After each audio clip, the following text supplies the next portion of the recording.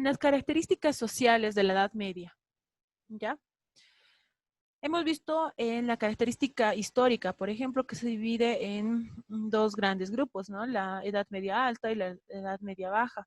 Pero en las características sociales estamos hablando necesariamente de las clases sociales. ¿Listo? Las clases sociales van a tener mucha influencia en esta época porque se van a establecer como una hegemonía y también van a desencadenar política económicamente en lo que hoy, que lo que conocíamos en el feudalismo. Ya el feudalismo va a ser una herramienta económica política para la Edad Media. ¿Listo? Entonces, ¿cómo podemos reconocer las características de la edad, de la Edad Media, las características sociales? Entonces, la ciudadanía romana y la ciudadanía griega, de hecho, eran de por medio esclavistas, ¿no? Pero también tenían algo de humanidad, ¿ya?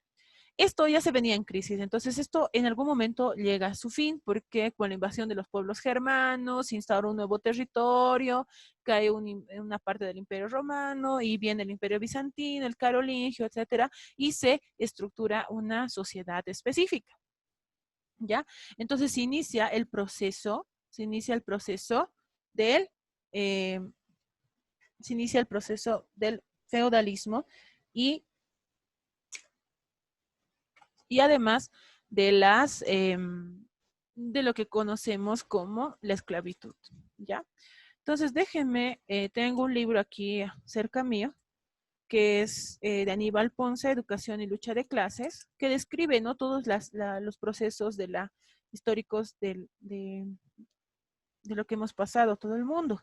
Entonces, vamos a ir la educación del hombre feudal, ¿ya? Entonces, se los voy a leer un poquito de esto para que tengan conciencia de lo que está pasando, ¿ya? ¿Listo? A ver, la economía fundada sobre el trabajo del esclavo, después de asegurar la grandeza del mundo antiguo, lo condujo al sistema feudal. Es un sistema de trabajo por medio del esclavo, ¿ya? Además, está decir de que a medida que los pueblos eran conquistados, dejaban de suministrar esclavos y riquezas, más redoblaban los impuestos y el decomiso de sus tierras. La miseria fue creciendo en el modo tal que la explotación de dominios enormes, el latifundio por verdaderos ejércitos de esclavos, ya no producía beneficios. El cultivo era pequeño, volvía a ser el único que daba dinero, lo que es como decir que la esclavitud se había vuelto innecesaria, pero necesaria a la vez para el feudalismo. Creo que sería ofenderlos a ustedes si me detuviera a demostrar que el cristianismo nada tuvo que ver en ese declinar del mundo antiguo y en la extinción de la esclavitud que, por tanto, suele atribuirse a la Iglesia Católica. Además, que los movimientos económicos de un régimen del cual es un reflejo ideológico, el cristianismo no solo toleró la esclavitud, sino también la sancionó en algún determinado momento y en algunos determinados concilios. Por ejemplo, en el concilio de Gangra en el año 324, resolvió que si alguno bajo pretexto de piedad religiosa enseñase al esclavo a no estimar a su señor o a negarse a dar de servicio o a no servir, de buena gana, por ejemplo, y con toda la voluntad, caiga sobre ese hombre. Eso quiere decir que los mataban, ¿ya?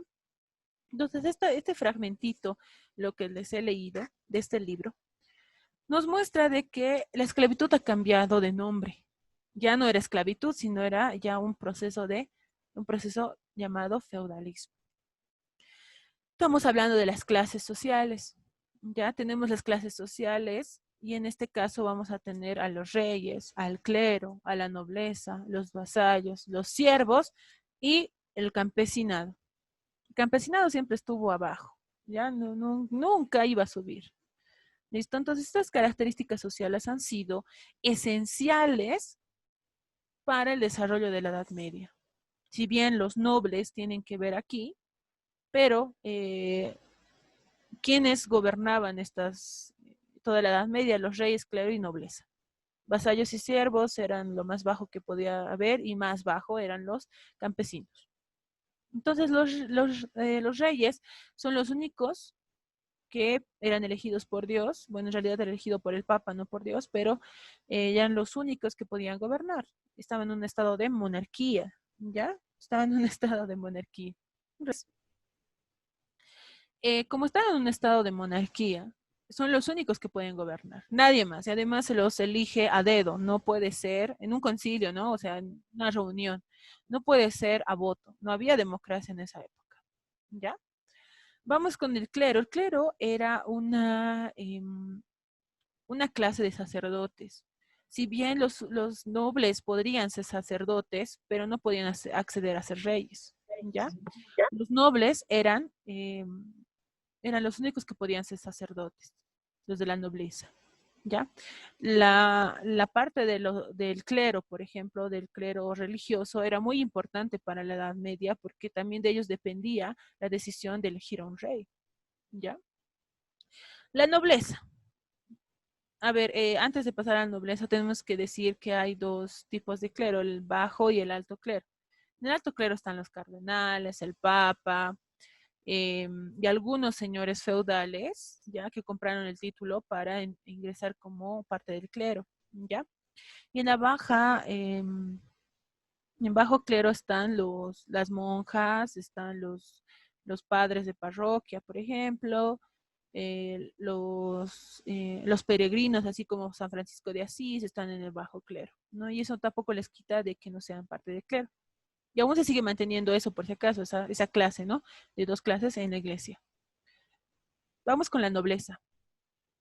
La nobleza es un grupo sectorial, ¿ya? Un grupo pequeño que es muy poderoso económicamente y se lo denominó así porque eh, si bien tenían que tener apoyo de la nobleza para que un rey surja, ¿ya? Y además que también tenían que tener mayor apoyo de la iglesia para que surja un rey, ¿ya? Los vasallos, ¿qué tiene que ver los vasallos aquí, no? Vasallos significa servidor, ¿ya? Servidor. Esta gente era la mayoría de los caballeros, ¿ya?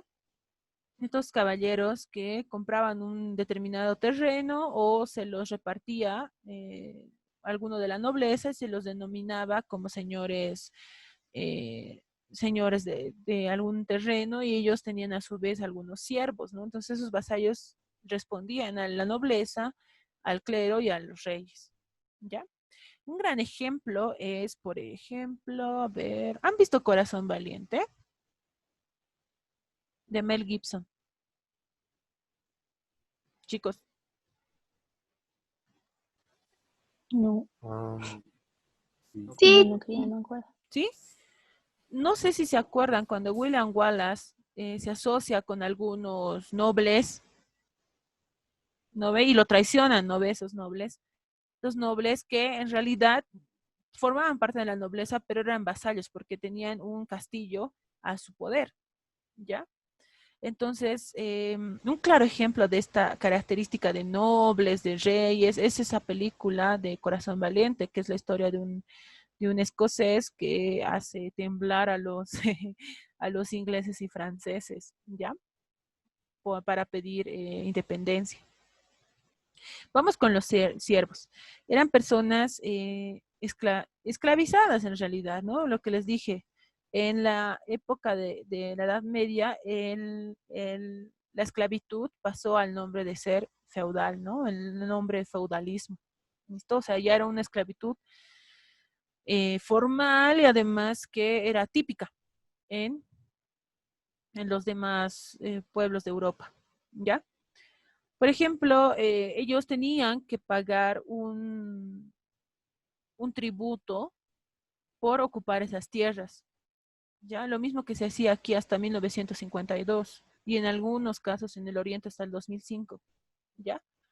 Habían todavía el feudalismo en Bolivia, por si acaso, ¿ya? Y había algunos siervos, ¿ya? Estos siervos eran esclavos o eran campesinos arrendatarios, ¿no? Que les dejaban ocupar esas tierras que obviamente eran suyas, pero cobraban los vasallos, los nobles, cobraban impuestos. Y si no tenías, bueno, tenías que pagar con lo que sembrabas, ¿no? Si no pagabas, te votaban, ¿ya? Entonces, eso se veía en Bolivia, aunque no crean chicos, se veía hasta 1952 en una parte de Bolivia y hasta el 2005 en el oriente. Todavía había tierras de latifundio y feudalismo, ¿ya? Y eso le pueden preguntar al profe de sociales también. Entonces, estas clases sociales van a formar parte de la Edad Media, ¿ya? Eso es necesario entender porque a partir de esto, en la Edad Moderna y en el Renacimiento, va a haber lucha de clases aquí, ¿no? Reyes contra el clero, nobleza contra el clero, vasallos y siervos se van a unir a un grupo específico con el campesinado. El campesinado son gente libre, entre comillas, que en algunos casos podía ser parte de los siervos y en otros casos solamente pueden ir a trabajar nada más, ¿no? Que solamente les pagaban una miseria, ¿no? A veces solamente les pagaban con cosas, ¿ya?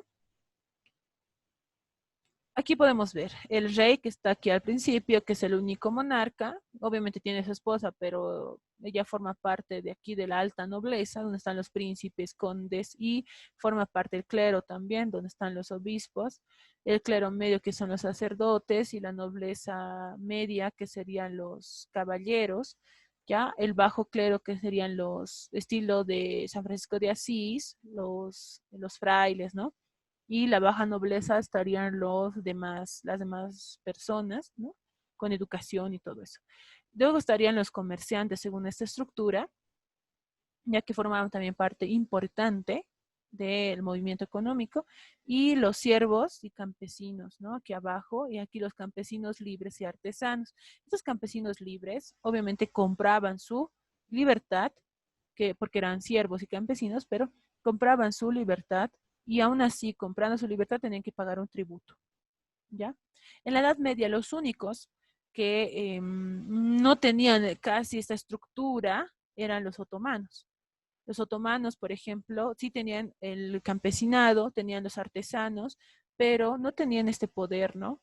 El único, por ejemplo, con el sultán estaba el poder religioso, pero aún así ellos no miraban de esta manera vertical hacia su pueblo, sino ellos creían que si bien ellos son representantes, ¿no? Los otomanos, el sultán era representante, pero el sultán estaba a cargo de todos, ¿no? De todos.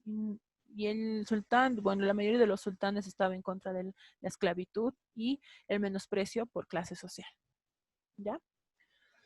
El feudalismo. El feudalismo, si bien forma parte entre el siglo IX al siglo XV, ya terminando la Edad Media, ¿ya? Fue un modelo económico, fue un modelo político importante durante el medioevo, ¿ya? Esto fue importante porque, ¿qué es el feudalismo? El feudalismo es una organización social, política, como les dije, y económica de Europa entre estos siglos, ¿ya? Pero ahora, ¿cómo se origina el feudalismo? El rey o emperador, por ejemplo, cede, no regala, ¿ya? A un señor de la nobleza una cantidad de tierras.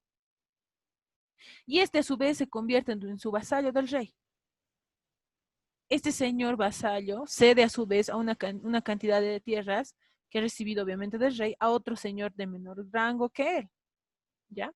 Y a su vez este señor de menor rango se convierte en el vasallo al que se le encargó la tierra del rey. Y este a su vez cede otra cantidad de tierra todavía menor, de menor rango, a otro vasallo. Entonces una repartición de lo que se le ha entregado. Pero a cambio de las tierras cedidas, por ejemplo, de los vasallos, tienen como obligación ser leales a sus señores, ¿no? No podían traicionarlos, por ejemplo. Si estos, si estos demostraban su lealtad y fidelidad al rey, a los señores, al emperador, etcétera, estos terrenos se los regalaban en algunos casos, ¿ya? Y además que se los regalaba con campesinos y todo, ¿ya? O esclavos y todo. Y podían cultivar más cosas, ¿ya? Ahora, ¿cómo se ve el feudalismo en nuestra época? Y está el feudalismo en nuestra época. de Bolivia, por ejemplo, en la época de la década de 1900 hasta 1952, en el siglo XX, em, había todavía estas reparticiones de tierra en los pueblos, ¿ya? Y como les decía anteriormente, en 2005 en el oriente habían latifundistas, ¿ya? Que uno de ellos también es el gobernador de Santa Cruz, que em, tenía a cargo miles de indígenas y se los mantenía como feudos, ¿no? Y no se les pagaba nada, pese a que estábamos en el siglo XXI, pero no se les pagaba nada, ¿ya? Entonces, esta parte del feudalismo ha causado un movimiento grande económico, pero también ha sido parte o base para dividir las clases, ¿no? Los burgueses y los proletarios que van a estudiar mucho ya en la edad moderna. ¿Listo?